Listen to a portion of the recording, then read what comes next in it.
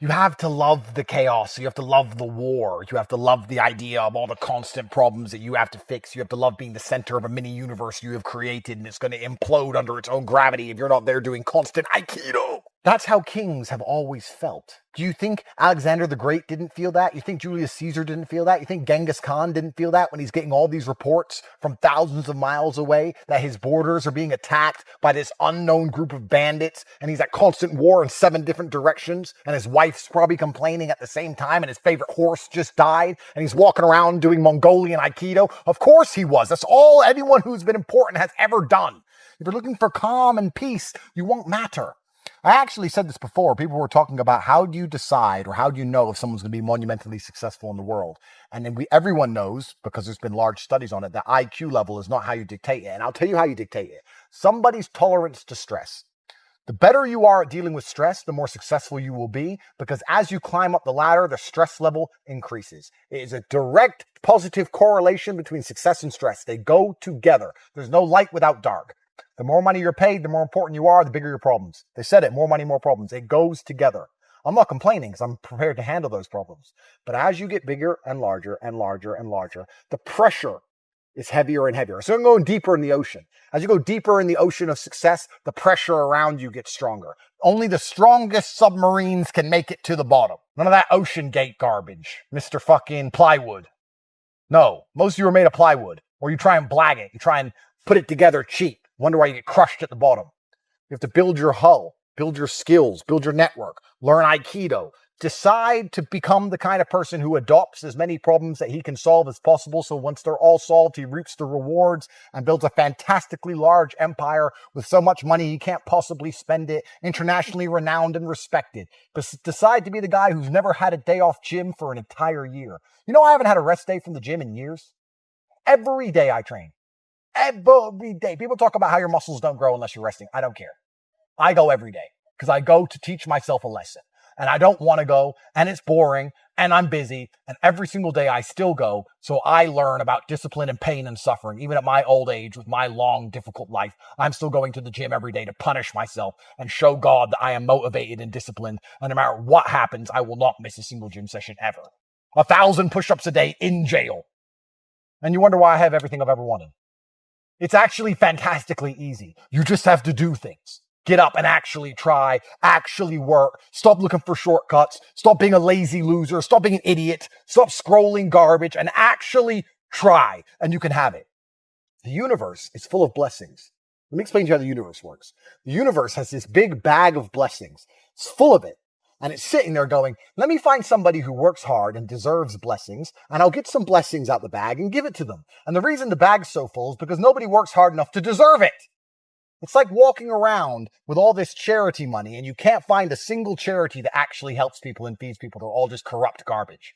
The blessings are endless. It's all waiting. They want to give it to you. The universe wants to give you everything you've ever desired. The problem is none of you deserve it because none of you try. It is waiting for you to actually put some effort in so that you light up like a light bulb as, hey, God, universe, I'm actually trying my best. I haven't missed a single gym session. I'm not being lazy. I'm not being stupid. I'm not lying. I'm not snaking my friends. I'm not scrolling social media. I'm not being a dork. I'm not jerking off.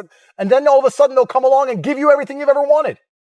And you'll go, wow, that was actually fantastically easy. All I had to do was listen to Tate, stop watching all these other fucking nerds, stop doing all this other crap that's wasting my time. Just do as Tate says. Strong body, strong mind, work hard. Inside the Real World, we teach you exactly how to make money. What more do you want? I've always been a believer in the struggles men have in their minds, and I've always spoke about it, and I've suffered with them myself. And this is one of the things when I say like depression isn't real, people say, oh, you don't understand. Let me counter that argument by saying, I understand very well. Me convincing myself and me deciding that depression isn't real is how I prevent myself from ever feeling depressed. And I've only constructed that mental model because I've been in situations in my life where I felt depressed. I'm not saying depression isn't real because I've never felt depressed. I'm saying depression isn't real because I've been very depressed. That people don't understand where my mindset comes from. I understand struggle and mental health and all these things. And yeah, jail was another chance to certainly touch on them because in jail, in real life, when you have my kind of resource, you can distract yourself very easily.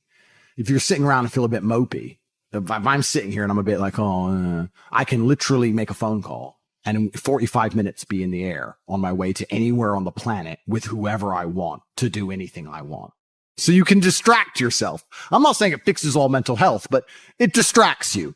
Whereas in jail, you are stuck alone with your thoughts. And it was certainly a test of my mental resolve. And I would say that I passed.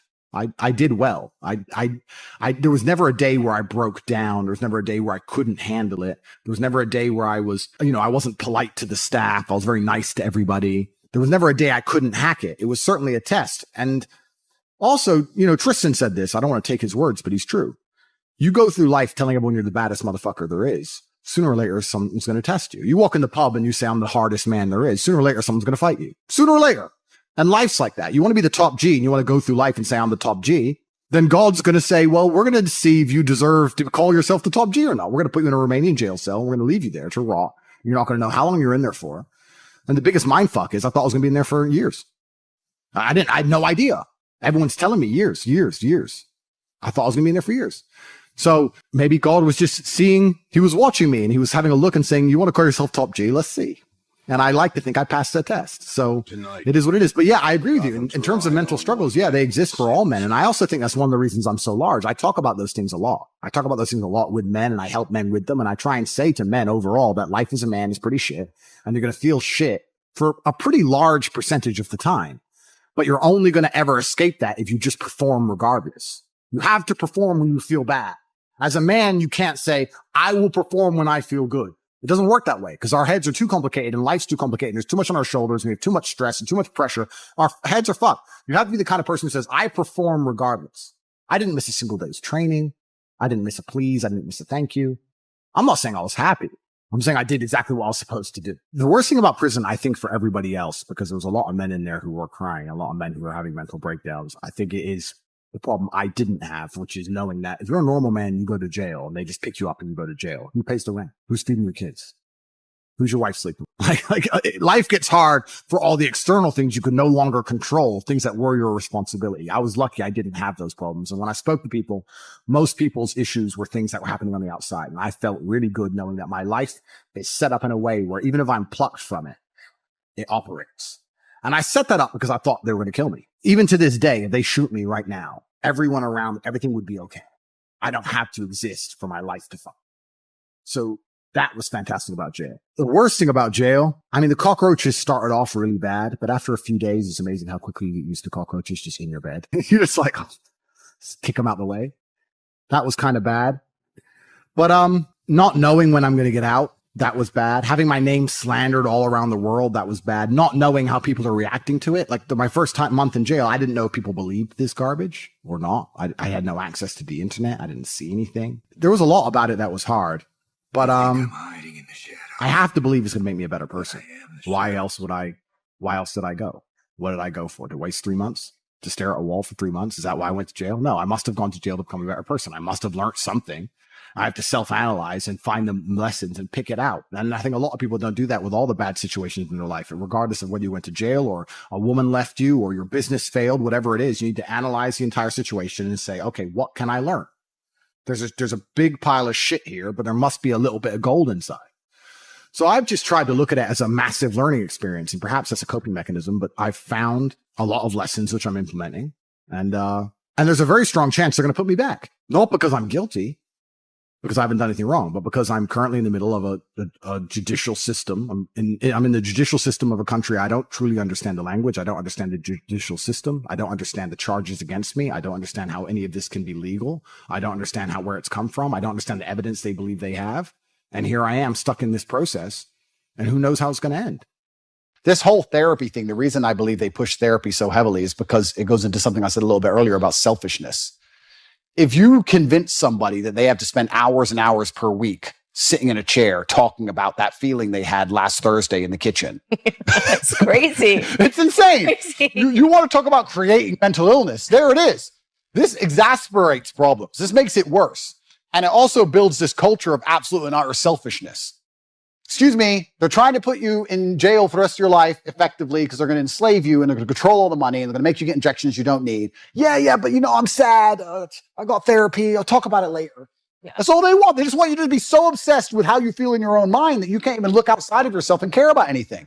It's part of the propaganda machine. It's part of the mechanism to turn us all into docile farm animals. I said this to somebody the other day. They were talking about how they feel. And I said, who cares how you feel? And he goes, well, what do you mean? Well, I don't care. You're telling me I know you and I don't care. So all the people who don't know you don't care. The woman you want doesn't care. You can't go up to a chick at a bar and say, you know what? Usually I'm really charming.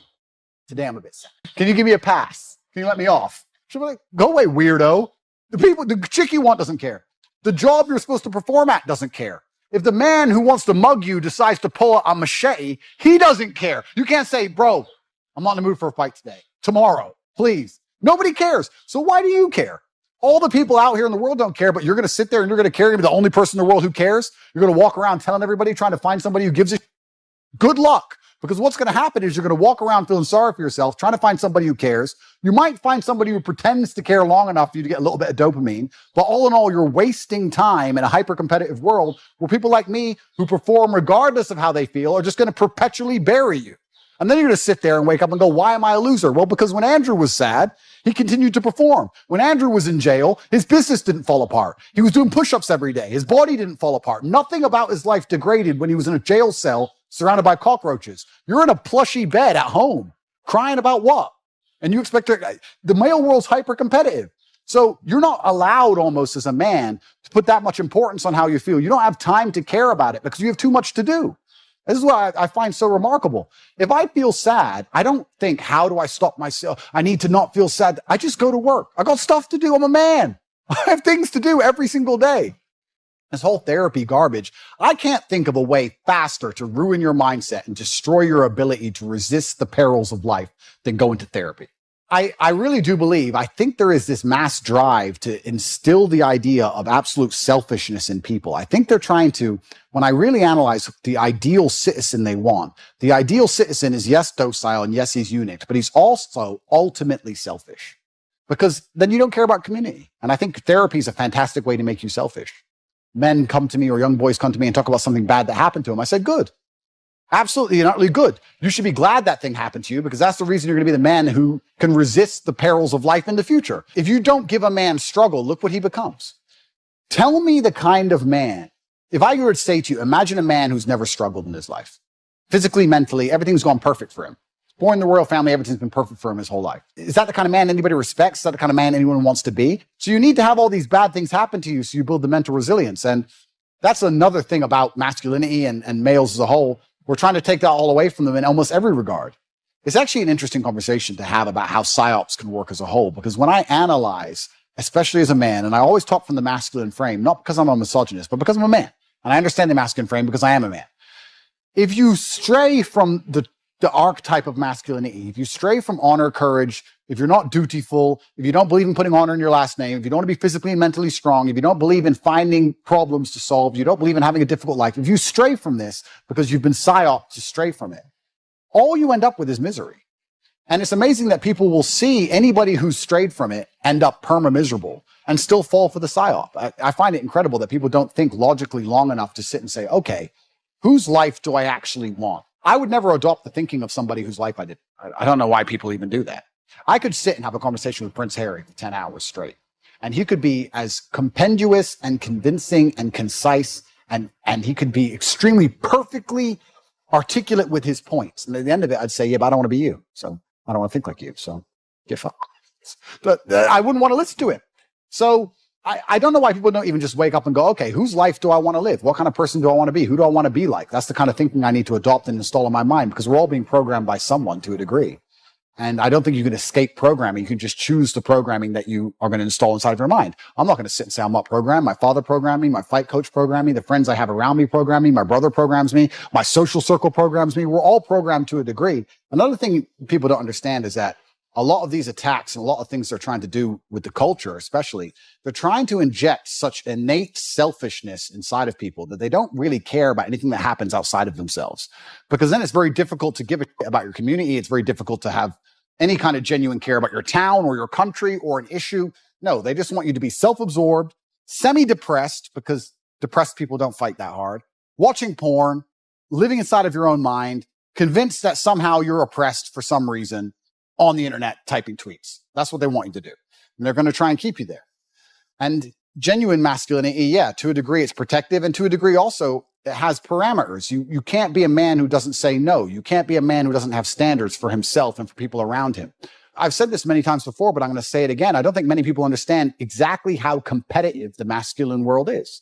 Men are constantly in competition with each other. We always have been. We used to go to war and fight and kill each other. I guess in some places we still do. Maybe that's calmed down a little bit. But in the masculine world of today, everybody is constantly competing for everything. The car that you want, other people want. The woman you want, other people want. The house you want, other people want. You're competing to have all of it. And how do you do that? You do that through status and money and influence and power. It's war. When I say do your best, people sit and go, oh yeah, okay. No, when's the last time you actually did your best? Like, I don't train to run marathons, but I know if I gave my best, I could run a marathon right now, first try. If I gave my best, life depending on it. When's the last time people have genuinely given their best to anything? There are people going through the world and going through life today that don't give their best or 100% effort to anything ever. Ever. They can't even remember the last time they tried. The best thing you can possibly do as a man is prepare for the endless difficulty that's going to come your way. There's no way out as a man. You're either going to have a very difficult life to become somebody important, or you're going to suffer the difficulty of being invisible. What do you want to do? You want to be invisible and just hide and work in Starbucks and never have a girlfriend who truly loves you and nobody care if you live or die? Or do you want to go out there and be top G and be the most famous man in the world and have government agencies trying to lock you up for no reason, putting you in a dungeon? You have to make a choice. It's going to be difficult either way. And it doesn't matter how much money you have. Life is always going to be difficult. It doesn't matter how much you try and shelter your children, how rich you are, what family they're born into. Life is going to be difficult. And if there is no struggle in their life, they're going to find struggle, or something that shouldn't be a struggle will become a struggle for them because their life has been so sheltered, and life is hard. So if you can't avoid the difficulty, you may as well get very good at it. You may as well get good at difficulty. Planet has something to prove. If you walk through life and feel like you have nothing to prove, then you're a fucking loser. If you wake up each day and go, I don't owe anybody anything, I don't have to prove anything to anybody, then you are a loser, because you are absolutely not incorrect. You must prove yourself to other people. You must prove yourself to your bloodline, as we just discussed. You must prove yourself to God. God hates the lazy. He can't stand them.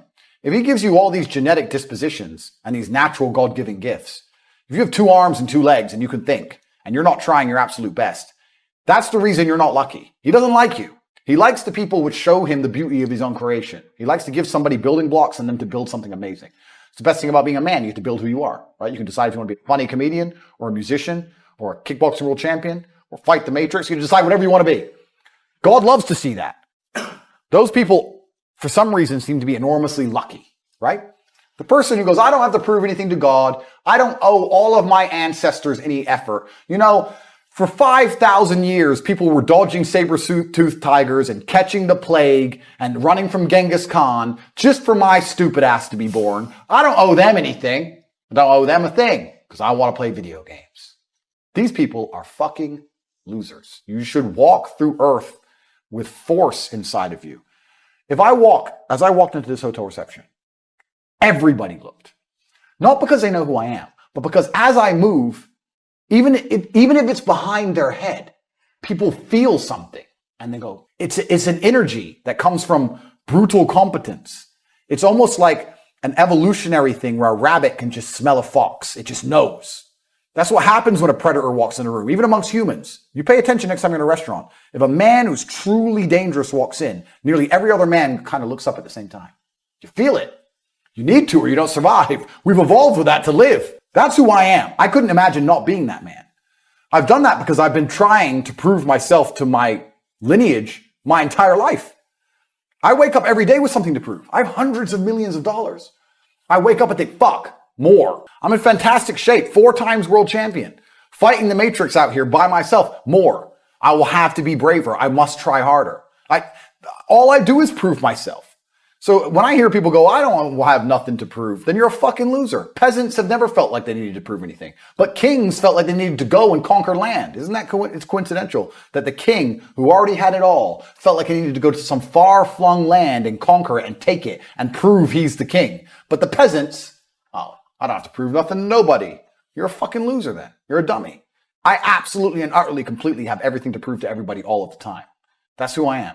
I will prove anything to anybody. If I sit and say X, I will prove it to anyone. I can be checked at any time. If someone would have come up to me in that lobby and argued with my ideas, I would have proved that my ideas are sound. If they would have attacked me, I would have destroyed them completely and absolutely. That's who I am.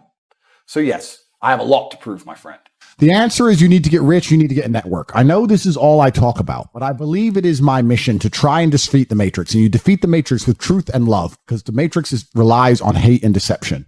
I love you enough to tell you the truth. And the truth is that you're fucked if you're not rich. I don't have any answer for you. People say to me, Andrew, what do I do if I'm not rich? I don't know. I don't know what you will do if you don't have a bunch of money, because it's going to become harder and harder. And in the next 30 years, unless you're rich, you are finished. You are done. The only thing I can do is try my best to teach you how to make money. That's all I can do for you. If you're prepared to work hard, I can guarantee you'll make enough money to afford carbon credits. If you're not prepared to work hard, if you're a quitter, then you are going to be a slave and your bloodline are going to be enslaved for the rest of human time. That is the bottom line to it. There's nothing else to say. That's what's going to happen. Yeah. So you have to decide if you want to escape or not. If you want to escape, ladies and gentlemen, the things I'm telling you now on a public Rumble stream, imagine what I will be saying in my private network. Imagine what I'll be talking about inside the war room Gold. or the real world. You can't just sit and coast any longer. You have to take drastic action. Everybody always says, if you tried your best, that's all that matters. The best is all you can do. If you tried your best, it doesn't matter what happens. It doesn't matter if you lose if you tried your best. Most people have heard that before. But there is a secret to the universe that most don't know. If you actually try your best, you can't lose. Not pretend to try your best, not try your best 90% of the time, not try your best with excuses. If you genuinely try your best all of the time, all day, every day, it's impossible to lose. So when people say, if you tried your best, it's okay to lose, that is a logic fail. Because if you lost, you didn't try your best in the first place. If you actually try your best, it is impossible to fail in this life. God is watching and he rewards those who want it the most. If you want it the most, you can have it. It's a competition. Every dollar you want, the house you want, the car you want, other people want, you have to win. You have to want it the most and genuinely do your best, because most people aren't capable of doing their best anymore. To get up every day, whether they feel like it or not, and perform regardless. That is the secret. You cannot fail if you try your best. So if you don't have the car you want, the woman you want, the relationship you want, the friends you want, the house you want, you haven't been trying your best. Because I guarantee you, the second you do, you'll have all of it. Every single one. I read a lot of emails. I got a lot of emails, a lot of messages, and a lot of people like, bro, I'm trying my best. And my answer is simply, no, you're not. I really don't think they're trying their best. Maybe I come across and I seem non-sympathetic, but I'm from a council estate in Luton. I'm now a billionaire. And it's because I actually tried my best. What's funny is this. If you were to take somebody who says, I'm doing my best, I'm really trying, and you were to get an exact schedule of their last week and find all the times they've wasted time, you'd say, look, you've wasted time, wasted time, wasted time, wasted time. You know what's actually amazing? Most of those people are not even self-reflective enough to go, you're right, I'm not trying my best. You know what they'd say? Well, I have to rest sometimes. Well, I have to have a social life. Well, they'd be so arrogant because they're arrogant. I had to do my Facebook. Yeah. No matter, you'd even show them, here's where you fucked up. Well, you know, I have to. Oh, you're crazy. And then they go back to being a loser. That's the amazing thing about losers. You can drag them to the water, but they won't drink it. It's beautiful. They always feel like they're doing everything, rather than like a successful person feels like they're not doing enough. You nailed it. They have no self-accountability. And you're right. A lazy person thinks he's working too hard, and a successful person thinks he isn't working hard enough. And we're doing 20 times the work they are. And we're like, oh, I could have done more, could have done this. Oh, I missed that today. Can't miss that again. Oh, I should have taken that call. I should have flown there. I should have. That's, you know, we have guilt about it. They don't give a solitary fuck. And even if you pointed it out to them, they'd sit there and go, oh, yeah. And they'd make some excuse for it. It's not just about giving a man a fish. It's about teaching a man to fish. And once the man knows how to fish, he has an unspoken aura. Something changes about him that makes that money much more valuable. It's detectable. And it's detectable. Being a rich dork who just found some money on a crypto pump is not a life worth living. You need to make that money, because as you make that money, you learn everything about negotiation, networking. You learn everything about stress and hard work and determination. And it is those things that is going to change your soul and forge you into a man which is respected by your peers and also respected by the females that you're trying to attract. And they're going to look at you in a way where they're going to know, I can actually trust this man. He didn't find this money. He didn't get this money lucky. He earned it. He's the kind of man who never fails and never loses. And that's why it's so important that you earn money. Even if I could give you all $1 million right now, I wouldn't do it. It wouldn't be good for you. It would be detrimental for you. Most of you are not ready for wealth. You have to go out there and earn it yourselves. Being average is not acceptable anymore. At all. It's not acceptable anymore. And it's not acceptable in the sexual marketplace, but it's also just not acceptable, I don't think, even in life anymore. Period. You have to diversify now so much to even protect yourself. The idea that you can just be a law-abiding citizen in a country and just work your job and be okay is gone. It's gone. If COVID doesn't prove that, I don't know what will. Yeah. Look at my situation. You have to diversify. You have to be smart enough that you have assets and friends and capability and lawyers and whatever all over the world now. That's the only way to protect yourself. You can't just sit within one jurisdiction and go, oh, well, but I don't speed, so it's going to be okay. I don't think it is. I think it's coming to a point where it's not going to be okay. And AI is going to make it harder and harder again for those average men. It's going to be harder and harder. I don't think the exceptional men are ever going to suffer from AI. I think we're going to use AI. So many men say, I want to be the man, but they don't want to suffer. They don't want to fight. And I don't understand why, because even if you look at a superhero movie, they tell you, even in superhero movies, they make it very clear. Batman's parents died. That's why he's Batman. All the bad things have to happen. There's no way to get there without the bad things. I get so many emails from people complaining about their bad things, and I don't have time to reply to any of them, but if I could, I'd say, good. Good luck. Congratulations. Off you go. Of course she broke your heart. Of course you're sad. Of course you miss her. She's with me now. That's life. That's part of it. That's the only way you're going to get to that level of resilience. You can't become the man any other way. Manhood is exceptionally hard, and life is hard. But how you shape yourself will determine how hard it is for you and how miserable it will be. I've said this many times in many different iterations on different podcasts, but I want to repeat it again. As a man, there is no easy life. If you're looking for an easy life, you should have been a girl. You made a mistake. Yeah. Your life is not about being easy. Your life is not about being happy. Your life is always going to be difficult. All of the pain you feel, all of the sadness you feel, you're supposed to feel as a man, and you have two effective binary choices. You either go through the suffering and go through the trauma and go through the hardship it takes to be a man of value, or you suffer eternity as a nobody. And being invisible, I would argue, is almost worse. You can have a very stress-free life if you work in Starbucks. You don't care about the Starbucks once you clock off. You're not at work at the time. You go home, you play video games, and you exist until you die. That's stress-free, but you have to suffer being a nobody. Alternatively, you can go out there into the world, try and implement your mark on the world, work hard, try to get rich, more money, more problems. You can try and start a business, the stress of that. You can lose your girlfriend because all you're doing is working. This is a new level of stress, a new level of trauma, but at least you'll be a somebody at the end of it. There's two ways to suffer. You either suffer to become a somebody, or you suffer as a perpetual and forever nobody. This is what amazes me when men go, I struggle with motivation. How can you struggle with motivation in the modern world? Are you asking to just lose? Are you asking to just be erased from humanity? Yep. Are you asking to be invisible? How can you be an 18-year-old man and say, I don't have the motivation to train as hard as possible and get as rich as possible? You are born to lose if you don't have motivation at 18. In the modern world, as competitive as it is, all those girls, those 18-year-old girls you go to school with, are talking to some 28-year-old man with a yacht somehow. And you're sitting there lonely and you don't have motivation? You must be out of your mind. The only way to win this game is to become as powerful as possible. It's difficult, and it's getting harder and harder. And this is why I teach the things I teach to men. You can't just be Joe Schmo and win anymore. Those days are over. You have to be something else. This is how life works. There's no way to the top besides the difficulty and the pain and the trauma. I'm really flabbergasted that there's men out here who still believe they're going to somehow become something of importance without it. Of course she broke your heart. Good. I'm tired of people complaining and crying about it. That's the game. That's the life. Emotions are extremely important. I don't like that a lot of men are out here saying, don't feel emotions. No, feel emotions, be stoic, control them, but master them. But you're a human. And as a human, you need to have some degree of emotionality about you. And women will respect you if you have a range of emotions that they can detect, that they know are used in the right way, at the right capability that you can control, that allow you to be the most competitive version of yourself. It's amazing how what goes around comes around. It's truly amazing. If you're good to people, if you're generous to people, if you're helpful to people, you'd be amazed how much influence you can build up.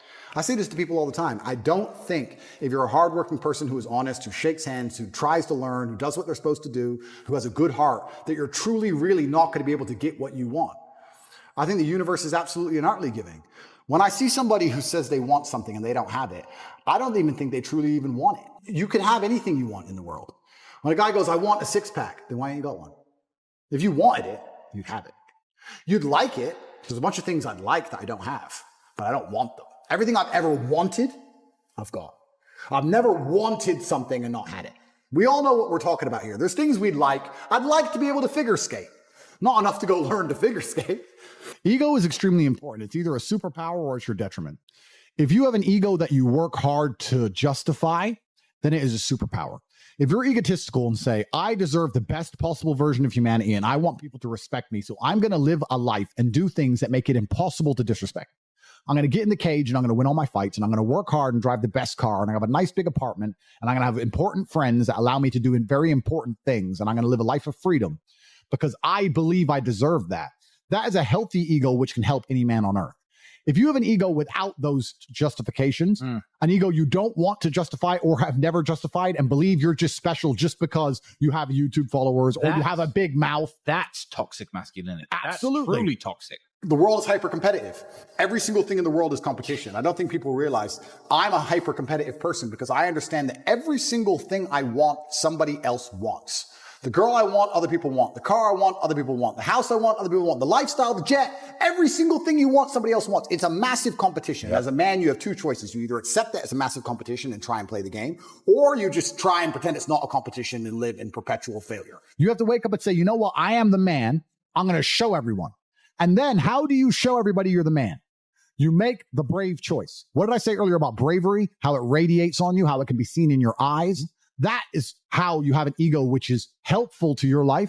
And that's how you have an ego which actually genuinely exudes confidence as opposed to exuding insecurity. First things first, you need to be worthy of respect. And you're going to be worthy of respect through having things which are difficult to acquire.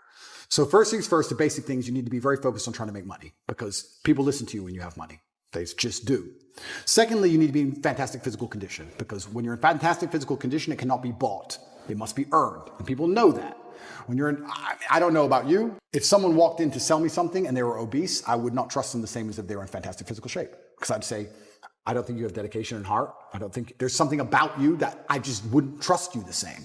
So fantastic physical condition and money is the first thing. The second thing, whatever your ideas are, you need to learn how to communicate them. Speaking is a superpower in and of itself. You need to become a fantastic communicator. You need to be comfortable in all realms of communication. You need to be persuasive. You need to be comfortable arguing. You need to be good at debating. There's a lot of people out there in the world who have ideas that they can't even project into somebody else's mind. How are you going to rule the world with that? How are you going to get your ideas out there and make an influence if you can't make other people understand exactly what you think? That's the first thing. Second thing, once they understand exactly what you think, you need to make them agree with what you think. These are two different skills. Must be practiced and must be learned. If you're 20 years old and you want to change the world, you need to be having endless debates. Endless. Without resorting to name calling, not on Twitter like a dummy, in person. And you need to come across in a way that people agree with you. You can catch more flies with honey than hurting people sometimes. So you need to be good at everything. You need to have a Swiss Army knife of tools. I know when to be intimidating or aggressive. I know when to come across as obtuse. I know when to come across as exceptionally open-minded and easy to understand. I know when to come across as understanding. I know all these things. This all has to be practiced. And a lot of it is, communication. I would say, if you're going to say to a 20-year-old who's truly exceptional and driven, I'd say you need to become a master communicator. Because once you can do that, you can do anything. And that fixes all the other problems, right? You talk about making money. If you're a master communicator, you do fantastic in sales. You'll kill sales. You'll absolutely destroy sales if you're a master communicator. Another thing that's really important, I want to talk about it, is that men need to have respect for women's emotional needs. Because we talk about provide and protect for them, but women are emotional creatures and sometimes they're going to get upset. Yeah, providing is more than just financial. Sometimes they're going to cry. Sometimes they're going to be illogical. Sometimes they're going to be sad. Sometimes they're going to call you and they're going to give you a headache. And you need to be man enough to deal with that and make her feel better. And you need to be stoic enough to not get annoyed by it and just be the rock she wants. The difference between men and women is if I call Tristan with a problem, we start talking about the solution. If a woman calls you with a problem, they don't often want to talk about the solution. They want to complain about the problem first. Yeah. That's the reality of it. So let them complain. Don't get upset about it. Don't scream about it. Don't cry about it. You need to be stoic enough, even though you're busy dealing with your entire empire and you have so much going on. And you don't understand why she's calling you over some tiny little issue. You need to be a man enough to make her feel emotionally secure. Women's emotionality cannot be ignored. Because I'll tell you something was really interesting about men. We're super hypocritical. We complain when a woman acts crazy, right? But as soon as she doesn't care anymore, we're messaging her, why don't you care? Why don't you love me? Then we want her to be crazy again. Talking shit to your friends like, oh, she's got borderline personality disorder. No, you're just a loser. Completely. So women are going to be crazy when they love you. And as soon as they don't love you, they're going to stop being crazy completely. And then you're going to wonder why she doesn't give a shit at all. So you're going to have to be able to provide a degree of emotional security and emotional safety net. And you do that being stoic enough to understand her moods and deal with her emotional needs without fighting with her all of the time. You don't have to take it so personal. As a man, you have to be accountable for absolutely everything. Every single thing that happens is your fault. I didn't go to jail because of Romania. When I was in jail, it was my fault. Even though I don't believe it was just, even though I do not believe it was fair, even though I know I am innocent, it is my fault because I didn't have to become so influential. I did it. But it's also my fault when I'm on the jet and living my perfect life. I did that. I did the good. I did the bad. You made her leave you. You did. Whether you like it or not, you are the reason she became so cold. You are the reason she doesn't listen anymore. You are the reason she's so arrogant all of a sudden. 100%. You are. You may not have identified why yet, but if you identify why, then you get into your next relationship healed and understanding what you did wrong and learn from it. That's what you have to do. But most of these men don't want the self-accountability. I love that. And they want to blame the women. Yep. You have to blame yourself.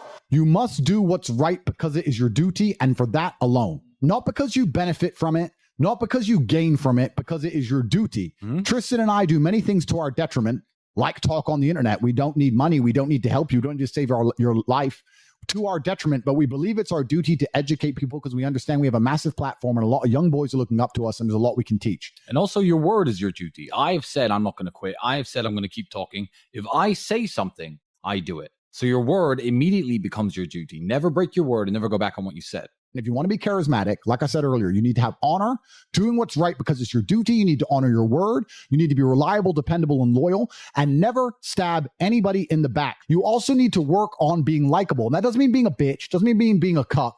It means doing the things we were saying earlier about exuding honor and bravery, etc. But being likable is a superpower. You need to work on yourself in all realms. Yes, your physical capability. Yes, your financial resource. Yes, your network. Yes, you need to have stories. You need to be charismatic, but you need to be likable as a person. There has to be losers for there to be winners. And I have no problem with there being losers on earth because I'm going to sit here and perpetually win. And if you are too lazy to go to the gym and become a man of genuine fortitude, when people look at my body, they know I'm a disciplined, motivated person. It's impossible to have a body like mine without being those things. If you want people to look at you and think you're lazy and stupid, because that's what they think of fat people, unfortunately, then you're going to have to sit there and just accept it and think, I don't care enough about people thinking I'm lazy to get up and do anything about it. Then stay fat. Women will think you're lazy. I'll think you're lazy. Everyone you interact with for the rest of your life will think you're lazy. And that's fine. The world has become exceptionally easy for a lot of men. It used to be a different place. Most men were cannon fodder. Most of us would have ended up in wars dying for fucking no reason. Damn. Now we don't have to do that. So because we don't have to do that, men think it's okay to just become comfortable now. You're not supposed to be comfortable. You were never evolved to be comfortable. You're supposed to be uncomfortable. Right. And if you make yourself uncomfortable constructively, it's very easy to be anything you want. You talk about GTA, Grand Theft Auto. I know the game. I used to play the old one on the PlayStation 1 when I was a child. Which one? I haven't played any. Which one? You talk about San Andreas? Very first one. Vice City, GTA 3? Yeah. Oh, the very, very, very, very first one, like 1994. Okay. Old school. Okay. But I've never played any of those games, but I find it amazing that people will sit there and spend all their time upgrading that character, making as much money as they can, getting the best guns, getting strong, getting some hoes, meeting important people, getting the best car. They'll do all that in a game, but they won't do it in real life. I find that incredible. Like my life is GTA. I don't need to play a game for GTA. If I want a gun, I'll fucking buy it. If I want a car, I'll fucking buy it. I want a bitch, I'll get her. It's me. I am GTA. I don't see why people play the games. They play the games because they're scared of loss. Because if you die in the game, you get another chance. If you lose in the game, you get another chance. In life, you get one shot. Damn, But if you get some balls, that's what life is as a game. That's what life is as a man. This is one big video game. You get to upgrade your character. You're not born with any value. All these women that you just put me on with are born with value. They're pretty already. They're gorgeous already. They're good looking enough. Even if they're a 5, someone's going to give a shit they exist because someone wants to fuck them. As a man, if you don't make yourself valuable, you have no value. You have to get up and do it. Just like a video game, you start with fucking 0. You have to decide if you want to complete it. You have to upgrade your character. So I find it amazing that men are going to play video games and fuck about and waste their time instead of upgrading their character. Everyone knows what to do. You know what you have to do. You're right. If you had to become the most dangerous, intelligent, respectable man on the planet, you know you're supposed to go to the gym. You know you're supposed to train, learn how to fight. You know all these things. You don't do them. That's your decision. It's your prerogative. I didn't make that choice. I made the choice to do it all. I decided all of it. That every single man watching this can do the exact same thing. which is why I have very little pity when I do these streams and people think I'm arrogant or I'm rude to people, or even to you earlier when I was making jokes and I've been joking with the girls. You're saying good, drink the bro. soy latte. I'm not, yeah. Of course. And I know we're only joking, right? But the point is that's a conscious decision you made. I would never make fun of someone who hasn't got a choice. I wouldn't make fun of someone born with one I arm. have a choice though. But if you've right. made a fucking decision to be less than you should be, then I believe you should be mocked for that decision. I agree. I didn't feel make like, that. yeah, because like you're not living up to your full potential. Like it's your choice to basically not live up to your full potential. Completely. And me as a man, when I put myself through hell, when I have had such exacting, such stringent standards for myself, why would I then have less exacting, stringent standards on the people I meet? Damn. Why would I put myself through hell to be me and then meet someone who didn't put themselves through hell and then treat them like my equal? No, fuck you. I suffered when you didn't. So you're not my equal because you decided not to suffer. You have enjoyed comfort when I haven't, and that's fine. But don't expect me to look at you as my equal because you're not. I'll snap your fucking neck. Andrew, That's the world. Andrew, I have like a lot of friends around me. They're like good friends. Don't get me wrong. Like they're real friends, but like they're incredibly like lazy and they have so much potential. Like they could be big. They could be getting rich, all this shit, bro. But like they choose not to. So, but it's really hard because I love them. They're my friends. And I came up with these guys and they're so entertaining. I love them. They're my brothers, but like, I understand, but but there's something that's always kind of confused me. When I tell people that you are the sum of the 5 people you spend the most time with, everyone agrees. They go, yeah, that's probably true. The 5 people you spend the most time with, that's what you're going to end up like. They say, yeah, that's true. And then they continue to hang around with people who they don't want to be. Why? There has to be a point. There has to be a point where you sit and go, okay, you're my friends, et cetera, et cetera. I love you guys. Yeah, we can talk, whatever, but I'm on a different life path. You have to leave some people behind.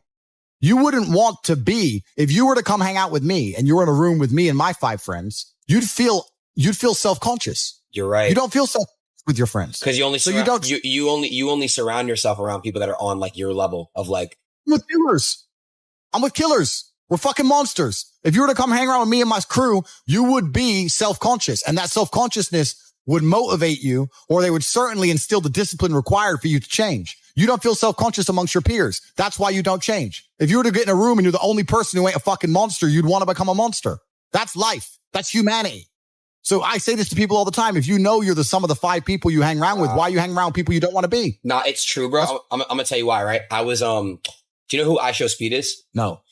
He's this other creator that's like obviously like in my space. I was staying with him in September, and like I would literally like be on my shit like every day, like grinding, like what I'm grinding, right? And like when he left, I had like no one around me to basically like kind of like on my like so it shows. I get it. Yeah. And that's why I live in a competitive environment. I live with my brother, my cousin. I live with men. We have a big house. We could all afford fucking 10 houses each. We live together on purpose. If my brother does 500 push-ups, I ain't going to be the bitch of the house. I ain't going to not do them. Right. So that's another reason the War Room exists. My organization, the reason it's so competitive is the reason we kick people out. You have to fight to keep. Even if they pay, you're like, I don't give a fuck. Get out. Like, I don't give a fuck. Get out. It doesn't matter. Everyone pays to join. You get kicked out anyway. You have to fight to keep your place. That's the whole. Damn. That's because that's how life was. If we were still in the animal kingdom, the lions that you see on TV, they weren't just born big lions. They had to fight other lions. They had to fight to get that antelope. They had to fight other animals, hyenas, jackals. They had to fight to be the boss. We're living in a comfortable world now where people think, oh, it doesn't matter. It doesn't matter. But you know what? To some degree, it does matter. It does matter. And I'm going to tell you who it matters to. It matters to your soul and it matters to God. I stand in the mirror with a pure heart. I know I am the best version of me that could possibly ever exist. I know that God is proud of me. There's nothing that God hates more than sloth and laziness. If God were to create a man and that man were to sit around and do fuck all, God will frown upon you. It's why you're never lucky. If you're listening to this and you think I'm never lucky, I'll tell you why, because God dislikes you because you're fucking lazy. Start to work. Start to show God the beauty of his own creations. You'd be amazed how lucky you'll become. Wow. God is unhappy with these people. And inside their hearts, they're unhappy. We talk about depression, anxiety, all those things you mentioned earlier on this podcast. That comes from self-loathing. You loathe your own weakness. You loathe your own laziness. This is what all of these things are. I don't feel depression. How can I feel depression when I'm the most powerful version of me that I could ever fucking be? How can I feel depression when I could squeeze my own hand hard enough to break my own bones? How can I feel depression when I've smashed and destroyed 68 people's faces in front of me, men who thought they could test me in fair combat? How can I feel depressed? It's impossible. Do you understand? Bro, you got like the best fucking mentality, like brain, like ethic I've ever seen in my fucking life. What the fuck? Everything you're saying is just like that you've said. It's literally facts. I agree with like 100% of everything. So why do we, okay, here's another question. Do you notice that like human beings naturally, we don't care about things until it's gone? Like we don't appreciate what we have until it's gone. You know what I'm trying to say? Like appreciation. Like, Correct. why is that? Why do you think that? And do you feel that way? Like, are you very grateful? Are you appreciate what you have? Like, you know, how to speak on that? Yeah, that's a mental trick. You have to rewire your brain. That's one of the things you have to rewire your brain to do. And the reason your brain needs to be rewired is because anyone who is watching this stream below the age of 30, your brain is already broken. And I'll tell you it's broken. I'll tell you why. Watch your friends when they're on TikTok. How long can they even focus on a video before they have to change? Half a second, a second. Damn. Maybe all of your minds are broken. You can't even focus on anything anymore. You're right. You are constantly distracted to the point where you can't even appreciate the good things in your life. You're distracted. Your minds are broken. You need to rewire your mind and resist the slave programming. How? They have I'll tell you how. First thing you have to do is identify it.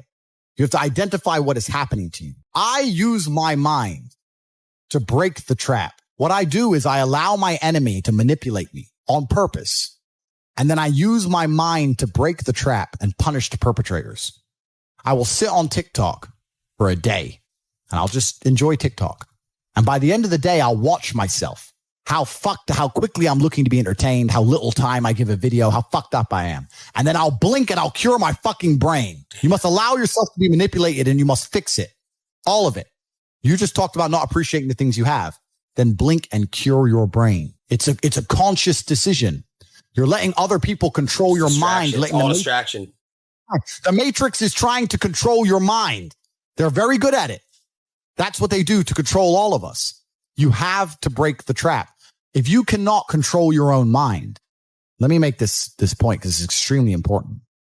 If you cannot control your own mind, then you are just a feather in the wind of life because your own mind is the only thing you can control. You can't control the weather. Right. You can't control other people. You can't even control whether your heart stops beating. You might have a heart attack tomorrow. You can't control anything besides what you think. If you cannot control your own mind, then you go through life with zero control, zero influence. You can't control anything. You're just a feather in the wind, waiting for life to blow you from happy place to sad place to happy place to sad place, completely hoping on the gods to be fortunate to you, because if any genuine discomfort comes your way, you're fucked. It is trained like everything else in life. It is trained. So if you find yourself not appreciating what you have until it's gone, then you must blink and cure your brain. If you find yourself unable to focus or concentrate on tasks, you must blink and cure your brain. If you find yourself unable to go and dedicate yourself to something you don't want to do, you must blink and cure your brain. Because all of our minds have been under constant assault for years. The way the mind functions, the way people interact has changed so significantly in the last 10 years, you wouldn't believe.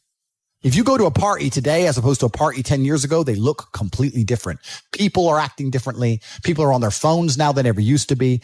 Even now, people will go to places only to get an Instagram picture, even if they don't enjoy the place. Wow. It's all about pretending they're having fun as opposed to actually having fun.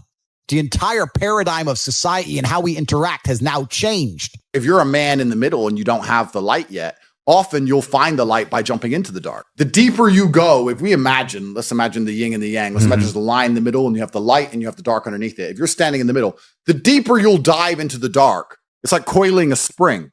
The higher you'll bounce back into the light. I mean, I'm sure God's going to give me the scenarios I'm looking for. He's going to give me the good and the bad, and they go together.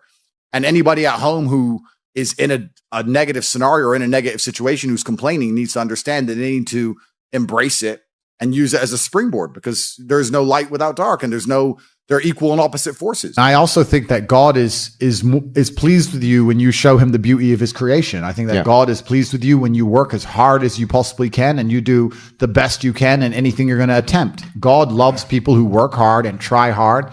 And in my own personal life, I can see that God is very happy with me when I give it 100%. And very few people give anything 100% anymore. It's very rare you meet somebody and if they're honest with themselves and with you and with God, say, I gave it everything I had. They gave it some. They tried a bit. They got demotivated. They got distracted. They got tempted. But when you truly give your 100% to something, I think that makes God very happy with you. And I think he rewards us for that. I think that you have to live. There's a lot of practical advice I can give. In terms of the religious sense, I would say you need to live like God is always watching. You may have the opportunity to do something bad, or you may have the opportunity to steal some money or snake somebody, but in the end, you're going to pay for that and the bill will be paid. I think if you do the right thing, in my experience, if you're a person who does the right thing, firm handshake, is on time, doesn't lie to anybody, does what he's supposed to do, is honest with a good heart, is genuinely polite to everyone he meets. If you are that person, you get very far in life. I've yet to meet people who just do all the simple things right, who completely fail at life. But I think without those brokey days, without those original days to compare it to, without that juxtaposition, then I don't think being rich would be fun at all. I think it's only fun because you can compare it to the days when you weren't rich. That's the only thing that makes it fun. The only thing that makes my $10,000 steak fun is that you can laugh saying how you never had 10 grand in your bank till you were 27 years old. Yeah. Like otherwise it's boring. Otherwise okay, steak. And I think if you're born with too much money, that you'll never truly be happy. I think you need the brokey days. Men grow kind from pain. I think that the worst men on earth are the ones who haven't had enough pain. Those are the arrogant pieces of shit people. You're supposed to suffer as a man. You're born to suffer. The whole reason God put men on this planet is to fucking suffer. And the best men are the ones who suffered the most. I wouldn't be top G if I didn't suffer more than anyone else. You're a better man than everyone else if your life was a fucking mess and it was a hardship, because you're not what happens to you. You are how you react to it. And the best men on earth are men who have had their parents die, their best friends betray them, their girl betray them, thrown in jail, their money stolen, stabbed, robbed. And every time something happened to them, they sat there and they looked in the mirror and said, what can I learn from this? How can I stop this happening? Those are the best men. Those are the men respect. Those are the men women want. Why do women love scars? Look, they tried to kill him and they can't. That's why I want him. The best men suffered. You find a man who's never been through suffering, and nobody gives a shit about him. Men don't like him and women don't like him. Men are no good without it. And that's what life's about. You're not going to be able to go through life avoiding pain and also becoming a man of quality. You're going to have to be that guy who's been through so much shit that he can wake up and go, this ain't nothing. This ain't nothing compared to back then. This ain't nothing compared to that time. You know, and if you're not going to be that guy, then you're going to always suffer the consequences of not being that guy. There's pain to become important and there's pain in not being important. So you have to make a choice. I think God wants me to be the best possible version of myself. I think that God dislikes people who are lazy. I said this to somebody once and he got very offended. I said, God doesn't like lazy people. God has created you and he wants to see the absolute best you can be. I think that if you don't take care of yourself, God has no interest in taking care of you. If you have a Ferrari on the drive and you don't take care of it, who's going to take care of it? Nobody. I think that taking care of yourself and being the best possible version of yourself you can be is how you please God. I think that's one of the best ways to praise him, is to wake up every day and say, I need to be the strongest, smartest, fastest, most fearsome, most stoic, most capable man I can possibly be. This is how I please God. The masculine youth have the worst life. I would argue that young men today have a worse life than even young women, and they have all of their own problems. I'm not saying their problems don't exist, but for the average young man today, women expect him to be a millionaire at 20. Which he isn't. Nobody gives a shit about his opinion at all. He can kill himself. Nobody cares. He isn't born with any innate value because he's not beautiful like a woman is. So he has to build himself from the ground up. He has no teachers in any way. No one really to teach him. There's people like us on the internet, fine, but everyone around him is going to convince him that we're bad people. Everything he's being told in regards to his natural feelings, his natural instincts and inclinations, he's being told makes him a bad person, makes him toxic for feeling like a man in any way. It's very hard to be a young man today, and they feel disenfranchised with the system. So they find solutions. The human mind looks for solutions. They start listening to me and they go, I feel better if I do this. I feel better if I go to the gym. I feel better if I start to take responsibility and take accountability. And I feel better if I'm not afraid of pain anymore. I feel better if I'm not afraid of suffering. I feel better if I understand that I'm supposed to suffer, that's what's going to make me the best person that I could possibly be, that my youth is supposed to be spent doing difficult things so that I have the light and the dark. They find me and they start to feel a certain way about it. And then they reject the matrix programming. I think we're here to struggle and to learn. I don't think we're here to be happy. That's why when we keep going back to the happy argument, I've always found that kind of frustrating and annoying. When someone goes, but I want to be happy. Why? You're a man. You have responsibilities. I think we're here to do important. Provide, protect, and we're also here to do important things. And important things are going to be difficult, and they're going to be hard, and you're going to get frustrated. But that's what gives you purpose. I think we're here to struggle. I think we're here to endure pain. Yeah. I think we're here to just see how hard we are to kill. I think that going through terrible things and living through them and coming out the other side is one of the most fantastic things about being human. I think that it's almost like once you understand what life is really about, there's no emotion which isn't enjoyable. The only emotional state which can be seen as detrimental is feeling nothing at all. But if you're sitting at home and you're feeling truly heartbroken, at least you're feeling something, right? And I think that's the whole part of being human. I think we're here to struggle. I think we're here to go through pain. That's so I wake up each day and go, what can I attack? What problem can I solve? There's a version of you that never sleeps in, never skips training, never wastes time. There's a version of you who never fails. It is waiting for you. Genuinely ask yourself a question. If you had done those things for the last 2 years, you never skipped a training, you never wasted time, you never scrolled TikTok, you never jerked off to Pornhub, you never sat aimlessly on the internet typing in garbage, never played video games, you never wasted time. You never skipped training, you were training every single day. You never slept in, you were never lazy. There's this version of you. Imagine the person you would be. Genuinely imagine what you would look like. Imagine where you would live. Imagine the car you would drive. Imagine how much your woman would respect you. Imagine the love you would see in her eyes when she looks at you with adoration like a king. Imagine your existence. That person is waiting for you. And the only thing that's stopping you from being that person is your monumental laziness. You can have it. The universe is very giving. It will give you anything you work for. I've never seen somebody try for something with all of their might and not get it. The only people who do not have the things they want are the people who do not try for them. I've never seen a person wake up and say, my only dedication in life is to solve a Rubik's Cube and fail. You are not stupid. You are not incompetent. You are lazy and arrogant. It's extremely important you understand that that person is waiting for you and you are declining that version of yourself. In the multiverse, in the many different versions of the universe that exist, there is a version of you that does those exact things. And he is a greater person than you can even fathom. You can transform yourself into that guy. You can be a top G. That's exactly what I did. I knew who I was going to have to end up being before I became that person. My brother and I are not from rich families. We are not from advantaged beginnings, but I knew I had to be a big, strong, fighting billionaire. That's what I knew I had to be. I wanted to be Batman, so I became Batman. It's extremely important that I got up knowing what I wanted to be and did it. Good times don't last forever. Neither do the bad times. It's going to come, it's going to go. And you just have to be ready to ride the storm and enjoy it for what it is. And maybe when you go truly crazy, you can enjoy the bad times as much as you can enjoy the good times because there's no light without dark. I don't know about you, but my brother and I, our best stories are being broke. In fact, being rich only has any value at all because we were broke. If I buy a Lamborghini, I don't care. But if I buy a Lamborghini and then laugh about how I didn't have a car, now I want the car. There's no light without dark. There's no joy without pain. There's something wrong with you as a man. You have a disease because your life sucks. I don't think that's true. I think that your life just sucks and you should change it. And another thing I also preach, and this is another thing that's very important, I also think as a man, because life as a man is pain and suffering, and when I say that, because you're never going to be a good man or good at being a man without pain and suffering. You're going to have to go through a bunch of shit and have a terrible life to become a good man. I think you should embrace that and accept it. And I think that the correct mental model for men to have is a degree of stoicism and not to be too concerned with even how they feel. If I woke up today happy, I would have done this interview with you. If I woke up today sad, I would have done this interview with you.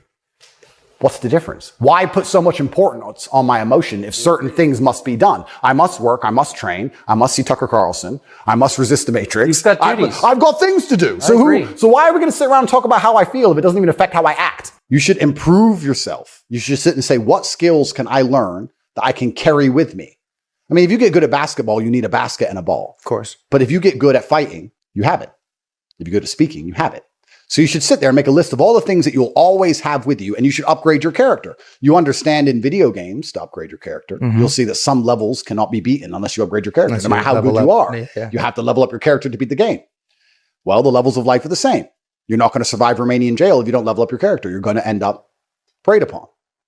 So you have to upgrade your character. So if you get money young, that's a massive bonus if you have the right mentality, if your mentality is self-improvement. Now, if your mentality isn't self-improvement, if your mentality is what most of these people's mentalities is, which is arrogance, they didn't get it through luck. They got it because they're smart.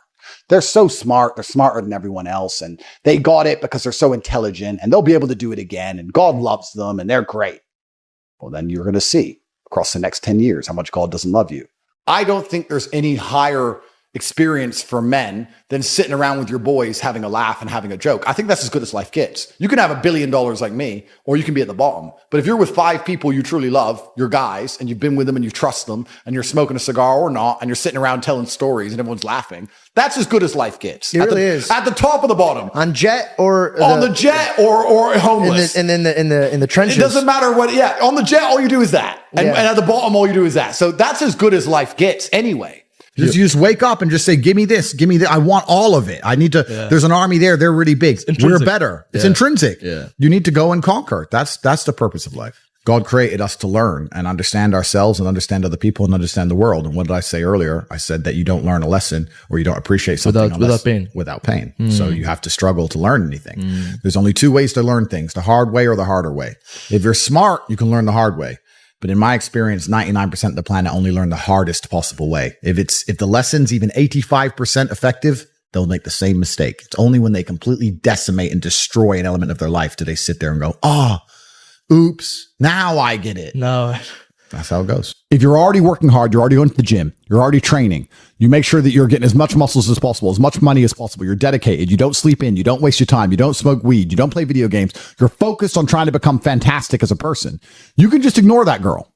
That girl who broke your heart or cheated on you, just ignore her. The most powerful move you can make is ignore her. Yeah, you could yell at her. Yeah, you could try and make her scared of you, blah, blah, stupid crap, right? That's not going to work. The powerful move is just to completely ignore her because you're on your ascent.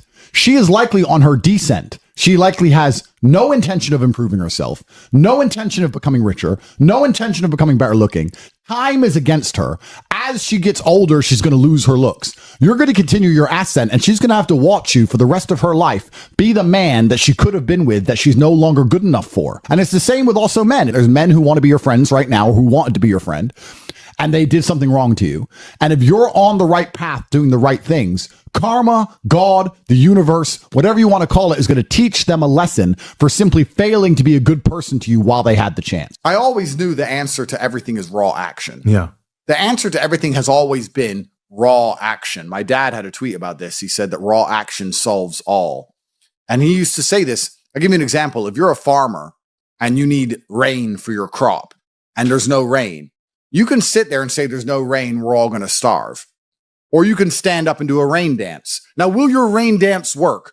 Perhaps not. Perhaps the rain won't come. But I would argue that you're better off standing up doing that rain dance than just sitting there waiting to die. You have to do something. Raw action solves. So when I was broke, I was never like, I'm poor. What do I do? It was, I'm poor. I have to do something. If I was broke, I'd go for a run. That's why I was such a great fighter. If I was broke, I'd sit there and go, I'm actually poor. How do I make money? Dunno. Where can I get some cash? Dunno. What work can I do? Dunno. I'll just go for a run then. And I just go for 3-mile run. You just have to say, well, I have to do something. I can't just sit still and die. On your path to greatness, there are going to be long periods of time where you hate what you are doing, where you are dissatisfied with the actions you must undertake, where you are tired, where you are stressed. That is why it is difficult. That is why most people won't make it. If the path was easy, everybody would walk it and it would lead nowhere. 100 people start the path, 99 fall off because it is difficult, and the one person who makes it to the end gets the gold. If all 100 made it to the end and the gold was divided by 100, it wouldn't even be worth anything. The difficulty gives it value. The fact that it is difficult to do is the key component into the fact you want it in the first place. If it wasn't difficult, everyone would have it, and you wouldn't want it because no one would respect it. It's supposed to be hard. Life is supposed to be hard. You're supposed to think this is terrible. You're supposed to suffer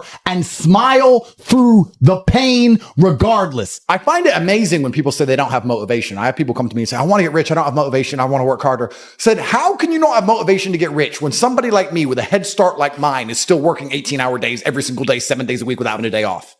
I'm going to crush you. You don't stand a chance. I will beat you. There is no light without dark.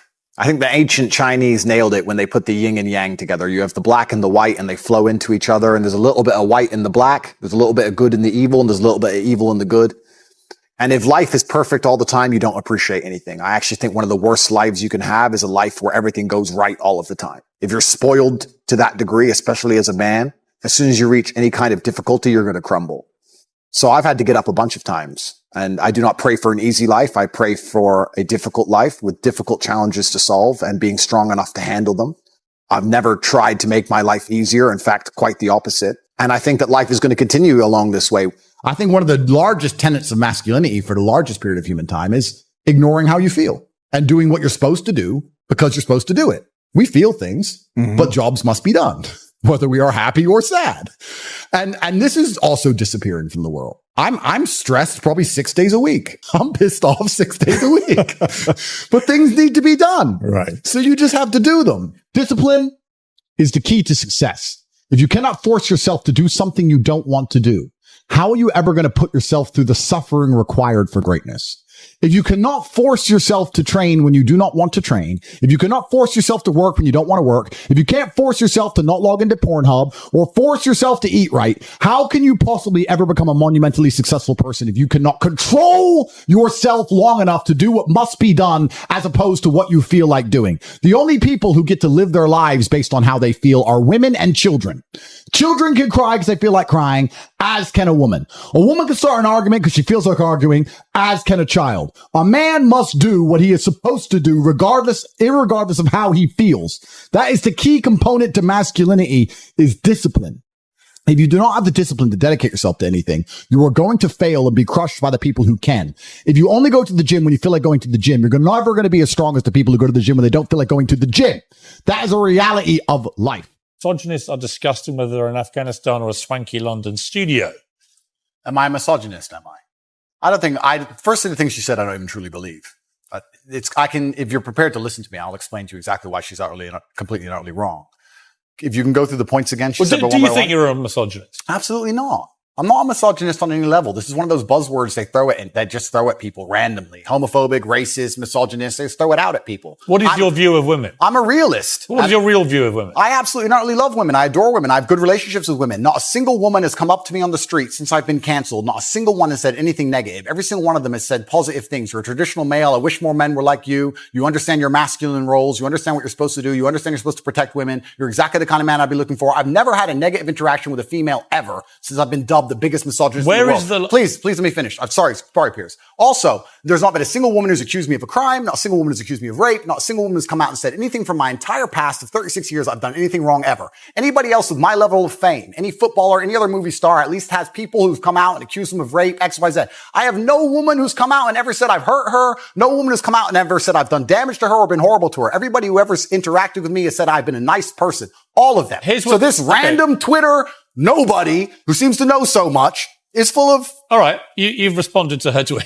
Yeah, she's a liar. But where is the line for you between masculinity, which I will always defend, and which I agree with? I think a lot of women like men to be masculine, and what has become known as toxic masculinity. And the reason I ask you is that you are engaged in that debate with men all the time. Where is the line for you where men shouldn't cross, where the behavior should be kept within a line? Please define toxic masculinity. Well, you tell me what you think it crosses a line from being a masculine, good man to a bad man. There's no such thing as too much masculinity if it's genuinely masculine. Genuine masculinity is not out here to hurt people. It's absolutely the opposite. It's out here to protect.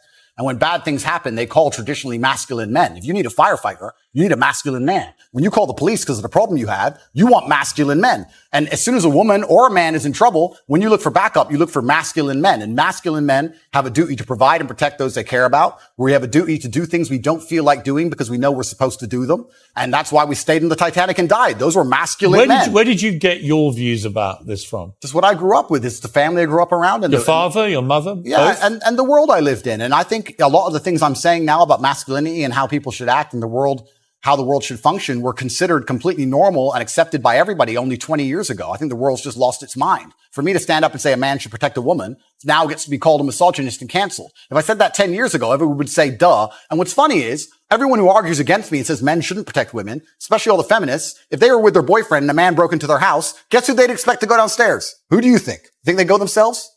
Are they going to Afghanistan? No, we send men to do these things. So Well, all we this send garbage- women. We send women in the armed forces too. You have to generalize when you make points. There are many courageous Exceptions, people. exceptions do not disprove the rule. No, but you've got to concede there are many courageous women serving in the armed forces. Absolutely and utterly, completely correct. But by and large, traditionally, soldiers are men. Exceptions do not disprove the rule. Well, it's not an exception. It's a fact that there are a lot of women now in the armed forces. Correct. But if you were to take the average soldier, they are a male. If you're allowed to say who's a male and who isn't nowadays, I'm assuming their gender. I apologize. If you were to take the average soldier, they're a male, which means that exceptions are the female soldiers, which because there's a lower percent of them, a lower probability. Exceptions do not disprove the rules. Men do the fighting. Right now in Ukraine, men cannot leave. Women are allowed to leave because men have to fight in the front line and women are allowed to go to Dubai. That is how it is. What do you say to young men who come to you for advice, who feel lost, who don't really know where they fit into society? I say that life as a man is exceptionally difficult. I say the most beautiful and the most terrifying thing about being a man is you're born without value. Society doesn't care about you. You're only going to be cared about based on how useful you are. You have the chance to build yourself up and become a superhero if you're prepared to do the hard work and be indefatigable enough to never quit. But if you're going to stand around and wait for a handout, nobody's going to ever respect you. And I think that a lot of people have forgotten about how difficult and how competitive it is as a man. We're always in constant competition with each other. And it's your duty as a man to stand up and say, I want to be as important and strong and good-hearted and God-fearing as possible. And I need to work hard to achieve those things. Dame Sheila Hancock says we've become too over-emotional as a society, crying too much about everything. Has she got a point? She's completely right. And the dangerous thing about overly emotional men is that they're dangerous. They're genuinely dangerous. This is what's crazy. All these people who talk about toxic masculinity and how bad it is for men to be traditionally masculine. A traditionally masculine man does things he doesn't feel like doing because it is his duty to do them. He charges into the building because it is his duty. Not because he feels like it, because it is his duty. We're now teaching the new generation of men that they don't have duty and they can just act on their feelings and act how they feel and they don't have to act as a man should. Do you know what happens when you get men who just act how they feel? You get school shooters, you get violence, you get rapists. Men who do not control their emotions are dangerous. If you find a man who is stoic, he's not going to hurt people. He's going to sit and think about his actions very carefully, and he's going to be a good man who protects and provides for his family. You find a man who just acts out on impulse and does whatever he feels like, you're going to find a dangerous man. Sitting here telling men to cry more and act with their feelings and it's okay to feel this way, that way, etc., and have no self-control. That is why we have the problems we have in the world. Absolutely not wrong. So when they talk about toxic masculinity, they have it completely inversed on its head, completely and utterly wrong. We need to be teaching stoicism. We need to be teaching young men to understand that the world is very, very difficult. It's hard to be a man. You're going to feel bad sometimes. You need to suck it up and perform anyway. Not to sit there and cry your eyes out or blame other people. Tough being a woman too in modern society. It's certainly tough being a woman, but I'm not a woman, so why would I speak on issues I do not understand? I'm a man. You can feel an empathy for women. I feel empathy, certainly, but I do not understand their issues. See, a lot of men come up to me and they admire you. I've got to say, a lot of women I've spoken to don't admire. They think you represent misogyny. They think when they hear you not commit to saying the Taliban shouldn't be banning women from university education, well, why can't he just say that's wrong? Well, firstly, that's not my experience. I experience the absolute and utter opposite of that. Secondly, it's because it's a moral point I'm making. My moral point is I speak on things I understand. I speak on experiences I've had. But you believe in equality? I speak on subjects I know intimately. I do not feel qualified. I'm a realist, and I do not feel qualified to sit and discuss the gender laws in Afghanistan. I have not been to Afghanistan. I have not researched the subject thoroughly. I'm not going to sit here and say how the Taliban should be running their country. It's nothing to do with me. I find it quite flattering, Piers, that although, I understand I'm monumentally influential, the most Google man on earth, etc., I find it very flattering that you think I have some kind of control over the domestic policy of Afghanistan. But I assure you I don't. I don't. No, so I'm not asking you to have a view on having influence on a domestic policy. I'm sure the Taliban couldn't give a stuff what either of us say about it.